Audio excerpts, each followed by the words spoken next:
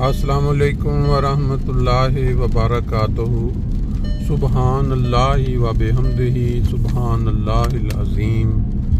अल्लाहुम्मा सल्लि अला मुहम्मदिन व अला आलि मुहम्मदिन कमा सल्लैता अला इब्राहीम व अला आलि इब्राहीम इन्नका हमीदुम मजीद। अल्लाहुम्मा बारिक अला मुहम्मद व अला आलि मुहम्मद कमा बारकता अला इब्राहीम व अला आलि इब्राहीम इन्नका हमीदुम मजीद। दोस्तों, आज 2 अक्टूबर 2024 और जैसा कि आप देख रहे हैं गाड़ियों का कुछ मंजर इस तरह है कि वक्त की वजह से इस वक्त काम के लिए जिन लोगों ने थोड़ा दूर निकलना है वो पहुंच चुके हैं सड़क के किनारे या मोटरवे पे चढ़ने के लिए। हम आज अपना रास्ता थोड़ा डिफरेंट इस्तेमाल करते हुए मस्जिद जाएंगे। एक तो बारिश भी हो रही है और एक हमारे साथ दोस्त हैं जो रास्ते में इधर रिहाइश पजीर हैं और वो पिछले साल और उससे पिछले साल हमारे रमज़ान के माह में साथी रहे। उन्होंने ख्वाहिश का इज़हार किया कि जी मुझे भी आप अपने साथ लेके जाना है।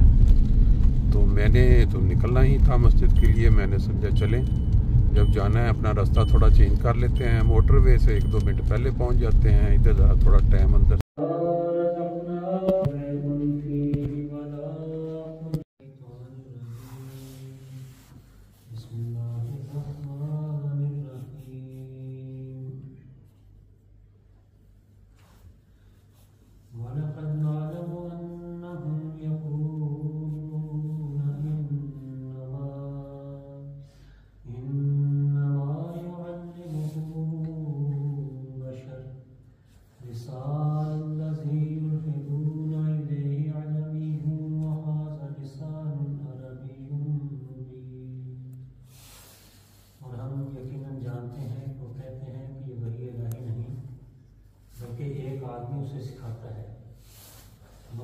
समझते कि जिस शख्स की तरफ वो इशारा करते और उनके जहन उसकी तरफ माइल होते हैं उसकी ज़ुबान अजमी है और ये पुरानी ज़ुबान तो खूब रोशन करके दिखाने वाली अरबी ज़ुबान है।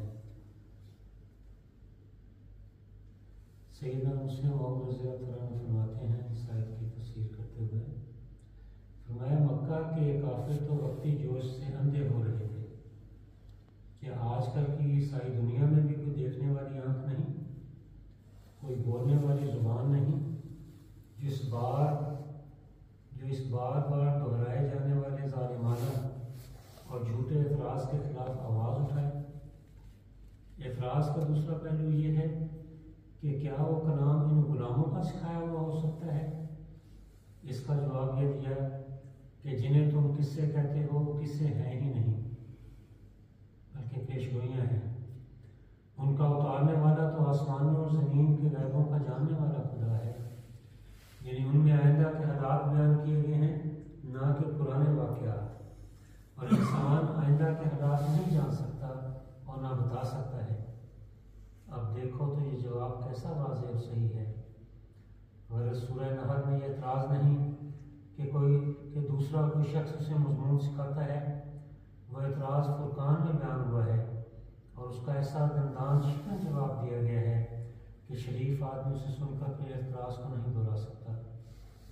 और सूरह नहल में वो एतराज़ नहीं बल्कि ये एतराज़ बयान हुआ है कि फ़लाँ गुलाम कुरान सिखाता है, हालांकि वो गुलाम अरबी नहीं जानता था, सिर्फ कुछ आयात इंजील की जो गालिबन यूनानी ज़ुबान में होंगी काम करता पढ़ा करता था।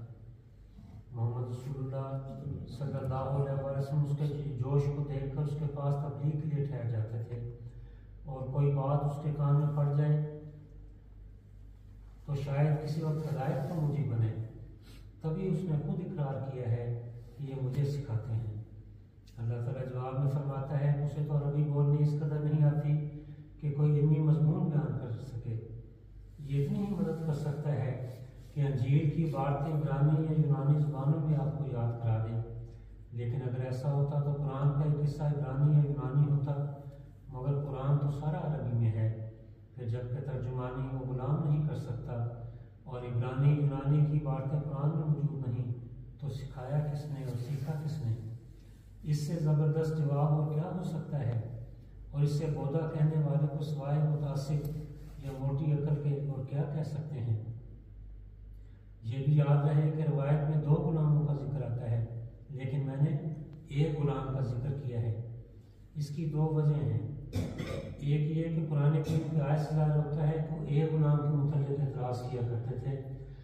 دوسرے ایک روایت جس میں ذکر ہے کہ اس شخص سے لوگوں نے پوچھا کہ کیا تو محمد صلی اللہ علیہ وسلم کو سکھاتا ہے؟ تو اس نے کہا کہ نہیں۔ اس میں بھی ایک ہی آدمی کا ذکر ہے۔ بس خواہ 2 غلام ہی اس جگہ اکٹھے کام کرتے ہوں، پر شبہ معلوم ہوتا ہے کہ ایک ہی کے متعلق کیا جاتا تھا۔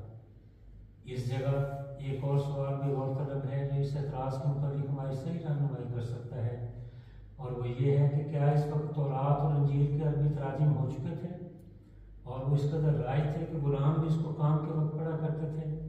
کیونکہ اگر یہ صورت نہ ہو تو عبرانی اور یونانی کتب کی عبارتوں سے نہ رسول اللہ صلی اللہ علیہ وسلم کوئی فائدہ اٹھا سکتے تھے اور نہ وہ غلام خود ہی فائدہ اٹھا سکتے تھے، کیونکہ عبداللہ بن سلام کے سوا کسی ایک مسلمان کے متعلق کی تاریخ سے ثابت نہیں کہ وہ عبرانی جانتا تھا، اور یونانی سے واقف کا تو تاریخ میں میرے علم میں کوئی ذکر ہی نہیں آتا۔